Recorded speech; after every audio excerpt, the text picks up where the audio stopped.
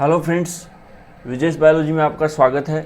आज अपन बात करने वाले हैं अडप्टिव इम्यून सिस्टम के बारे में। अपना इम्यूनोलॉजी चल रहा है और इम्यूनोलॉजी के अंदर हमने इन्नेट इम्यून सिस्टम के बारे में बात की थी कि अपना जो जन्मजात इम्यून सिस्टम है वो कैसे एक्टिव होता है और जन्मजात इम्यून सिस्टम कैसे काम कर रहा है। उसके बाद में दूसरा इम्यून सिस्टम आता है एडप्टिव इम्यून सिस्टम, यानी कि अपन पैदा होने के बाद में जीवन पर्यंत उस इम्यून सिस्टम को काम में लेते हैं और एनवायरमेंटल चेंजेस के अकॉर्डिंग वह इम्यून सिस्टम अपनी बॉडी में एक्टिव होता है और इनएक्टिव होता है। यानी कि सिचुएशंस पर जो डिपेंड करने वाला इम्यून सिस्टम है वो कौन सा होता है, अडप्टिव इम्यून सिस्टम। यानी पैदा होने के बाद में अपनी बॉडी के अंदर वह इम्यून सिस्टम एक्टिव हो रहा है। तो यह एक्टिव कब होगा? Activate after exposure of antigen, यानी कि जब अपनी बॉडी के कांटेक्ट में कोई एंटीजन आएगा तब वह इम्यून सिस्टम है एक्टिव होगा। इसके अंदर जो सेल्स होती हैं वो ट्रेंड सेल्स होती हैं। ट्रेंड सेल्स का मतलब ये हो गया कि कोई भी एंटीजन अपनी बॉडी के अंदर आया है, आने के बाद में अपना इम्यून सिस्टम उसके अकॉर्डिंग एक्टिवेट हुआ है और स्पेसिफिकली उसी के खिलाफ एंटीबॉडी बनाई गई हैं। यानी कि दूसरा टाइप का कोई एंटीजन आया है और वो एंटीबॉडी उस दूसरे टाइप के एंटीजन के खिलाफ कोई काम नहीं करेंगी, उसको ट्रेनिंग दी गई है उसी स्पेसिफिक एंटीजन के खिलाफ काम करने की। इसीलिए इस सेल्स को अपन क्या बोलते हैं? ट्रेंड सेल्स हो गया। स्लोअर एक्टिवेशन, यानी कि इसका एक्टिवेशन तो स्लो होता है, काम जो करता है वो धीरे धीरे करता है, स्लो काम करता है, लेकिन लॉन्ग टाइम प्रोटेक्शन, आपको ज़िंदगी भर प्रोटेक्शन देने का काम है वो ज़रूर कर देगा। यानी कि काम तो ये धीरे करेगा, इन्नेट इम्यून सिस्टम के कंपैरिजन में काम धीरे करेगा, लेकिन जितना काम करेगा वो परफेक्ट काम करेगा और ज़िंदगी भर आपको इम्यूनिटी देता रहेगा। उसके बाद में देखिए memory development. Memory cells provide life long immunity री इन्फेक्शन विथ सेम पैथोजन। इसका मतलब हो गया कि इसके अंदर मेमोरी का डेवलपमेंट होता है और जो मेमोरी सेल्स बनती हैं, आगे देखेंगे मेमोरी सेल्स कैसे बनती हैं। तो जो मेमोरी सेल्स बनेंगी वो आपको लाइफ लॉन्ग इम्यूनिटी देंगी जब री इन्फेक्शन विथ सेम पैथोजन, यानी कि वही एंटीजन दोबारा इन्फेक्शन हो गया। यानी कि क्या मतलब हो गया? कोरोना वायरस का इन्फेक्शन हुआ, उसके बाद में आपको वैक्सीनेशन लगी, या फिर हो सकता है कि उसका खुद का इन्फेक्शन हो गया तो आपकी बॉडी के अंदर एंटीबॉडी बन गई। अब एंटीबॉडी बन गई, दोबारा अगर वही सेम री इन्फेक्शन होगा तो वह तुरंत काम करेगा और आपको पता नहीं चलेगा, पता भी नहीं चलने देगा। तो ये फ़ायदा होता है अडप्टिव इम्यून सिस्टम का। लेकिन ये काम क्या करता है? धीरे काम करता है। तो इसी के साथ साथ में फास्ट काम करने वाला कौन सा होता है? Innate immune system. तो वो फास्ट काम करके एंटीजन को नष्ट करने का काम करता है और अडप्टिव इम्यून सिस्टम क्या करेगा? उसी चीज़ के खिलाफ एंटीबॉडी भी बना देता है। तो इस प्रकार से आपकी बॉडी जो है वो दोनों के कोऑर्डिनेशन से सुरक्षित रह जाती है। और हाई डाइवर्सिटी। हाई डाइवर्सिटी का मतलब हो गया कि ये स्पेसिफिक इम्यून सिस्टम होता है और इसके अंदर बहुत सारी एंटीबॉडी बन सकती हैं। जितने टाइप के एंटीजन आपकी बॉडी में एंटर हो गए उतनी ही टाइप की एंटीबॉडी बन गई। तो उनका मतलब क्या हो गया कि एंटीबॉडीज में डाइवर्सिटी बहुत ज़्यादा है।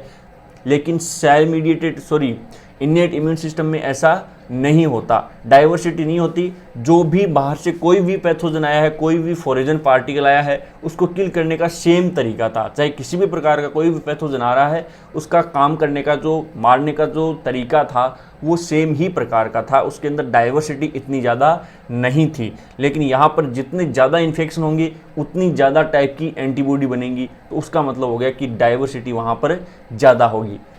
लेकिन इसका एक ड्रॉबैक क्या है कि ऑटो इम्यून रिस्पॉन्स होता है। ऑटो इम्यून रिस्पॉन्स का क्या मतलब होता है कि immune response activated against self molecule, या किसी भी प्रकार का कोई एंटीजन है उसके खिलाफ ही एंटीबॉडी बनना स्टार्ट हो जाती है। जैसे कि मान लो अपनी बॉडी के अंदर कोई भी फॉरेजन पार्टिकल है, हो सकता है कि कोई प्रोटीन है या फिर हो सकता है कि कोई ऑर्गन है, उसके खिलाफ है, वह इम्यून सिस्टम को एक्टिव कर देता है। इम्यून सिस्टम को क्या करेगा? एंटीबॉडी बनाना स्टार्ट कर देगा, जिसकी वजह से ऑटो इम्यून डिजीज हो जाएंगी। और ऑटो इम्यून डिजीज का क्या मतलब हो गया कि अपनी बॉडी की कोई चीज़ है उसी को क्या करने लग गए? एंटीबॉडी बना करके नष्ट करने लगे। नॉर्मल तरीका क्या है कि एंटीजन को मारने के लिए एंटीबॉडी बनाई जाती थी और वह एंटीजन बाहर से आता था तब उसके लिए एंटीबॉडी बनाई जाती थी।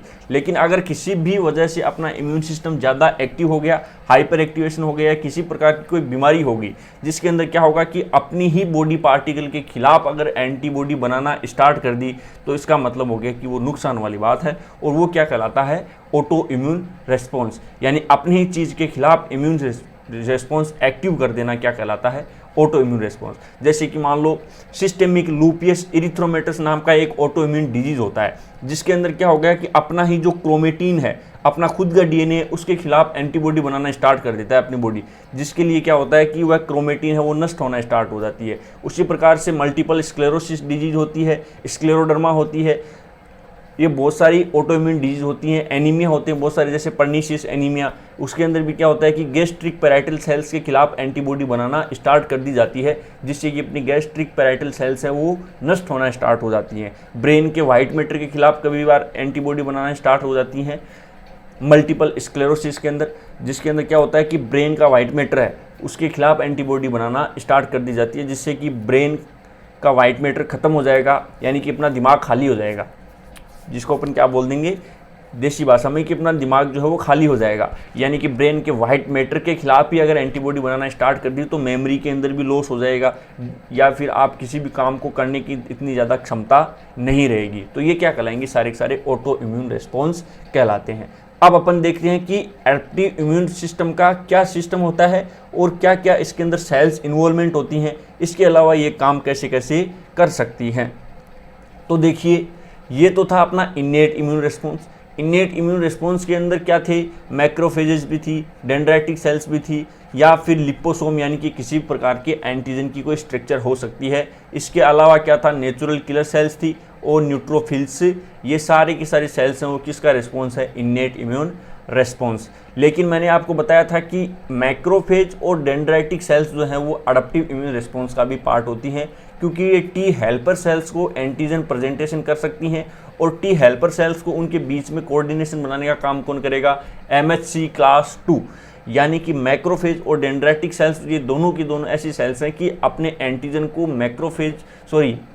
MHC क्लास 2 पर प्रेजेंटेशन कर सकती हैं, और MHC क्लास 2 पर कोई चीज़ प्रेजेंटेशन होगी, इसका मतलब सीधा सीधा है कि उस चीज़ के या उस एंटीजन के खिलाफ क्या बनेंगी, एंटीबॉडी बनेंगी। तो देखिए, एक तो होती है मैक्रोफेज, एक डेंड्राइटिक सेल्स और एक बी सेल्स। ये तीनों की तीनों क्या कर सकती हैं, एंटीजन प्रेजेंटेशन कर सकती हैं, और एंटीजन प्रेजेंटेशन का मतलब हो गया कि MHC क्लास 2 के ऊपर ये रिप्रेजेंट कर सकती हैं, और MHC क्लास 2 पर रिप्रेजेंट कर सकती हैं, इसका मतलब ये मेमोरी सेल्स बना सकती हैं, ये और प्लाज्मा सेल्स बना सकती हैं, और मेमोरी सेल्स और प्लाज्मा सेल्स बनाने का मतलब ये हो गया कि ये एंटीबॉडी बना सकती हैं। तो इन तीनों की तीनों सेल्स को क्या बोलते हैं, एंटीजन प्रेजेंटिंग सेल्स। अगर क्वेश्चन आ जाए कि एंटीजन प्रेजेंटिंग सेल्स निम्न में से कौन सी नहीं है, तो मान लो आपको दे दे macrophage, dendritic cells, B cells, इसके अलावा एक ऑप्शन और दे दे नेचुरल किलर सेल्स हो गया, न्यूट्रोफिल्स हो गया, तो ये ऑप्शन फिर सही होंगे। कि नहीं है इसका मतलब ये तीनों की तीनों तो हैं, और इसके अलावा जो चौथा ऑप्शन है वो नहीं होगा। तो इस चीज़ का आप लोगों को ध्यान रखना है। तो जैसे कि मान लो डेंड्राइटिक सेल्स के पास में कोई भी एंटीजन आ गया, डेंड्राइटिक सेल्स में आने के बाद में कुछ इंटरल्यूकिन्स होते हैं, इनको अपन साइटोकाइंस बोलते हैं, जो इम्यून सेल्स सिक्रेट करती हैं एंटीजन को नष्ट करने के लिए, उन्हें हम क्या बोलते हैं, इंटरल्यूकिन। अब बहुत सारी इंटरल्यूकिन की फैमिली होती हैं जो अलग अलग टाइप की सेल्स को अलग अलग तरीके से एक्टिव करती हैं। जैसे इयोसिनोफिल्स को इंटरल्यूकिन 5 करती है, इंटरल्यूकिन 2 है वो टी सेल्स को एक्टिवेशन करने का काम करती हैं, इंटरल्यूकिन 12 हैं वो डेंड्राइटिक सेल्स को एक्टिवेशन करने का काम करती हैं। तो ये बहुत टाइप की इंटरल्यूकिन्स होती हैं। ये क्या होती हैं, एक प्रकार की साइटोकाइंस ही होती हैं जो इम्यूनिक सेल्स हैं वो सिक्रेट करती हैं एंटीजन को नष्ट करने के लिए। इन्हें ही अपन क्या बोलते हैं, इंटरल्यूकिन बोलते हैं। तो डेंड्राइटिक सेल्स ने एंटीजन का प्रेजेंटेशन किया, और एंटीजन का प्रेजेंटेशन कहाँ किया, MHC क्लास 2 के ऊपर। MHC क्लास 2 के ऊपर किसी भी एंटीजन का प्रेजेंटेशन कर दिया, इसका मतलब MHC क्लास 2 है वो किसको एक्टिव करती हैं, टी हेल्पर सेल्स को, और टी हेल्पर सेल्स का नाम क्या दिया जाता है, CD4 सेल्स। अब ये CD4 सेल्स हैं वो बी सेल्स को एक्टिव करती हैं, और बी सेल्स को एक्टिव करने के बाद में बी सेल्स जो है वो दो टाइप की सेल्स के अंदर डिफ्रेंशिएट हो जाती हैं। एक तो होती है प्लाज्मा सेल्स और एक होती है मेमोरी सेल्स। प्लाज्मा सेल्स का काम होता है एंटीबॉडी का सिक्रेशन, और प्लाज्मा सेल्स के अंदर मोस्ट इंपॉर्टेंट एंटीबॉडी कौन सी होती है, IgM।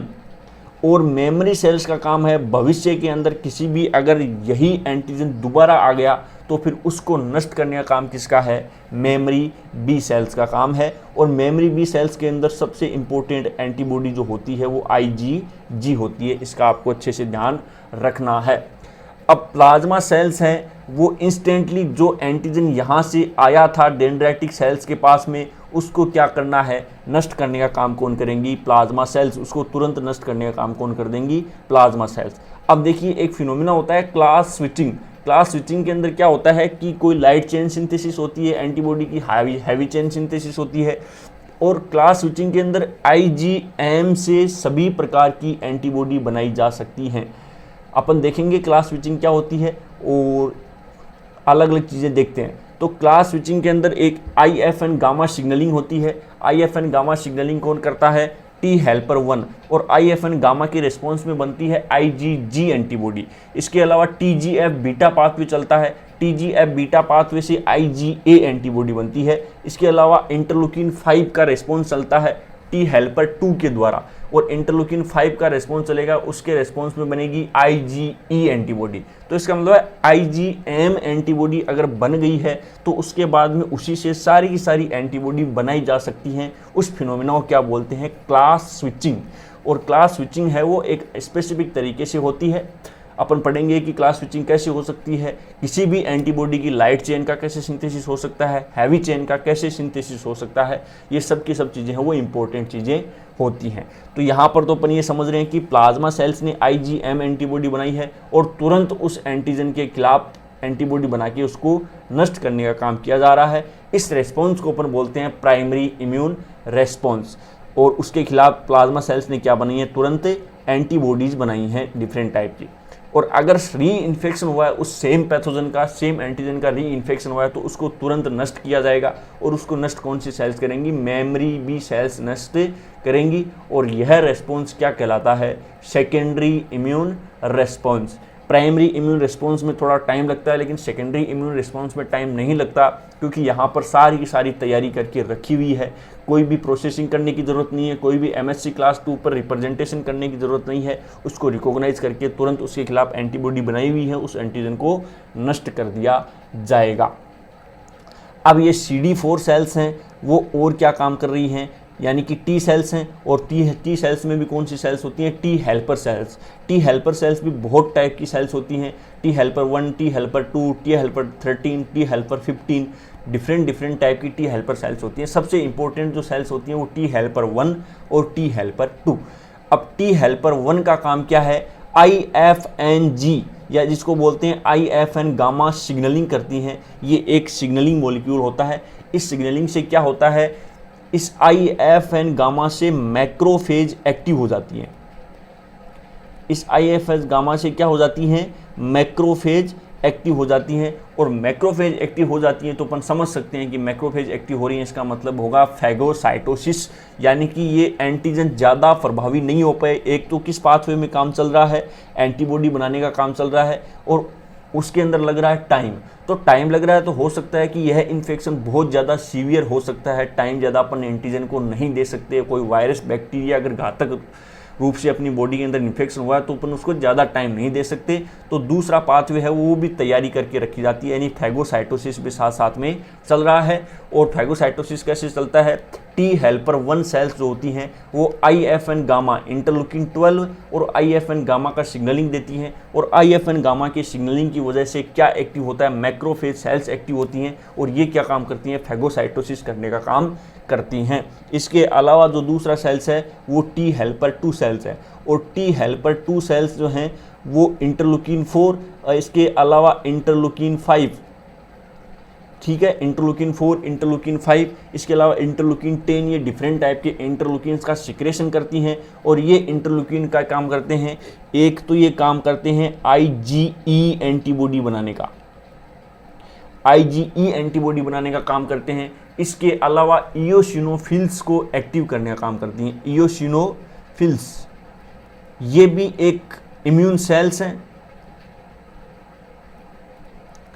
इयोसिनोफिल्स जो हैं वो भी एक इम्यून सेल्स हैं और ये हेलमिंथीज से अपनी प्रोटेक्शन करने का काम करती हैं। जो देखो डिफरेंट टाइप के हेलमिंथीज रोग हैं, हेलमिंथीज से होने वाले रोग जैसे हाथी पांव रोग होता है, डिफरेंट टाइप के पढ़ते थे अपन लोग, प्रोटोजोआ से होने वाले रोग, वायरस से होने वाले रोग, बैक्टीरिया से होने वाले रोग। जिसके अलावा प्लाज्मोडियम होता था, वो भी एक प्रकार का रोग, मलेरिया रोग करता था। इसके अलावा हेलमिंथेस से होने वाले रोग भी थे। तो जो हेलमिंथेस से होने वाले रोग हैं उनको आसानी से हेलमिंथेस को नष्ट नहीं किया जा सकता, वो अपनी आइडेंटिटी छुपा के रखते हैं। तो उनके लिए स्पेसिफिकली इयोसिनोफिल सेल्स होती हैं। इयोसिनोफिल्स जो है वो स्पेसिफिक होती हैं किसके लिए? हेलमिंथेस से होने वाले रोगों के लिए।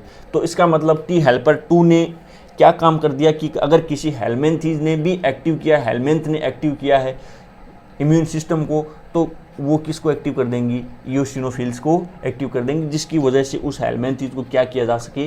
नष्ट किया जा सके। तो इसका मतलब क्या हो गया? मैक्रोफेज को एक्टिव कर दिया, इयोसिनोफिल्स को एक्टिव कर दिया। इसके अलावा एक बात और ध्यान रखना, अगर याद रहे, IFN गामा के रेस्पॉन्स में बनती है IgG एंटीबॉडी।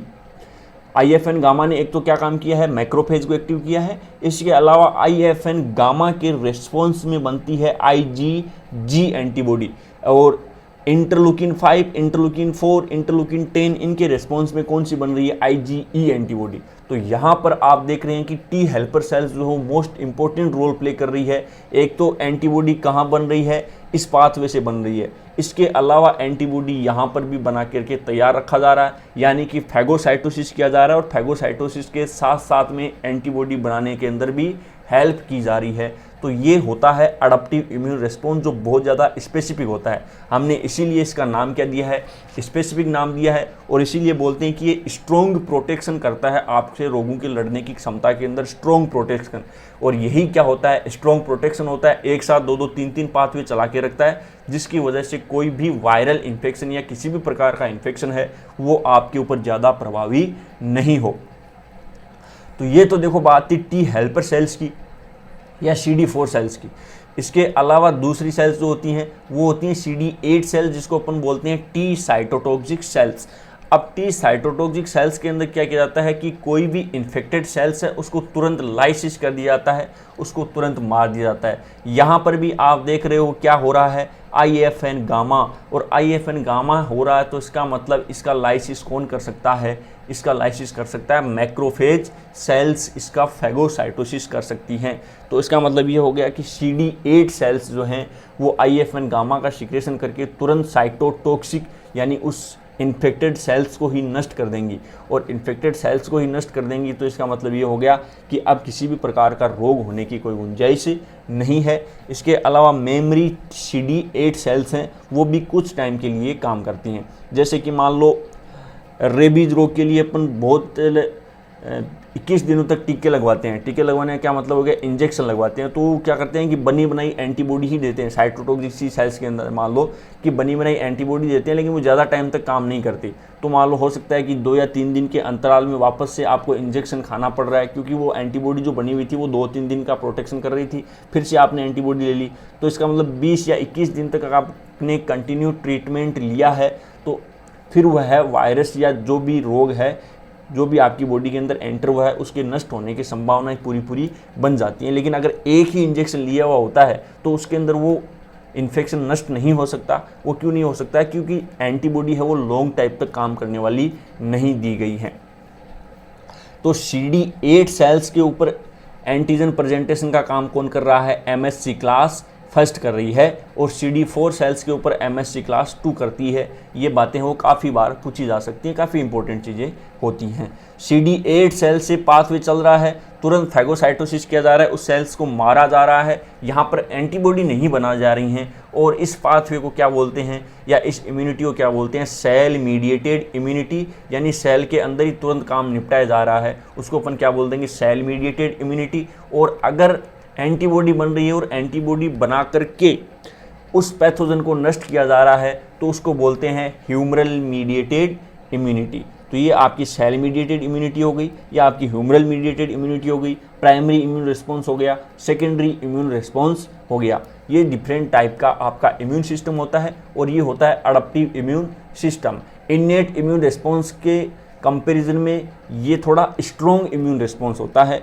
इसको करने में थोड़ा टाइम लगता है, लेकिन टाइम देखिए इतने अच्छे से इम्यून सिस्टम को स्ट्रॉन्ग करता है कि आपके डिफरेंट टाइप के रोगों से लड़ने के अंदर काफ़ी क्षमता पैदा हो जाती है, काफ़ी स्ट्रॉन्ग इम्यूनिटी आपकी बॉडी के अंदर पैदा हो जाती है। लेकिन इन्नेट इम्यून रिस्पॉन्स है वो काम थोड़ा जल्दी करता है, लेकिन ये स्पेसिफिक तरीके से नहीं करेगा। कितनी बार ही एंटीजन की एंट्री हुई है वह काम करने के तरीके के अंदर सेम पैटर्न रखेगा, किसी भी प्रकार की उसके अंदर डाइवर्सिटी ज़्यादा नहीं होती। लेकिन अडप्टिव इम्यून रिस्पॉन्स है वो काफ़ी अच्छी चीज़ होती है।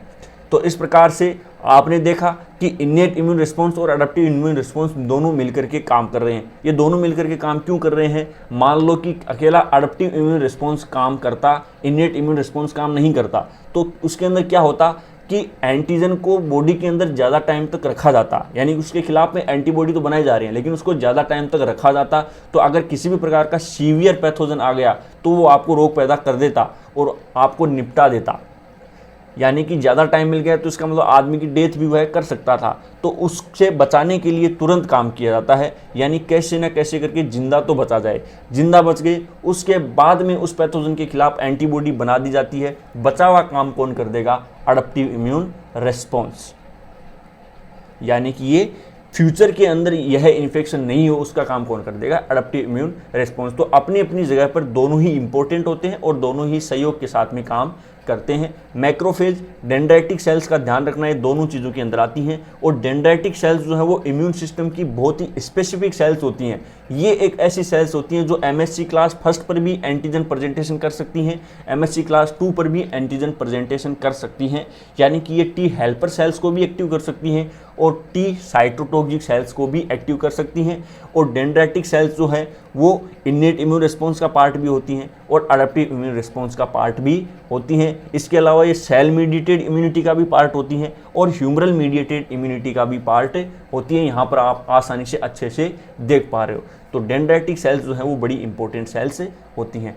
होपफुली आपने वीडियो को एंजॉय किया होगा। आज अपन इतना ही पढ़ेंगे, नेक्स्ट क्लास में अपन बात करेंगे इम्यूनोलॉजी के नेक्स्ट वीडियो के बारे में। तब तक के लिए थैंक यू सो मच।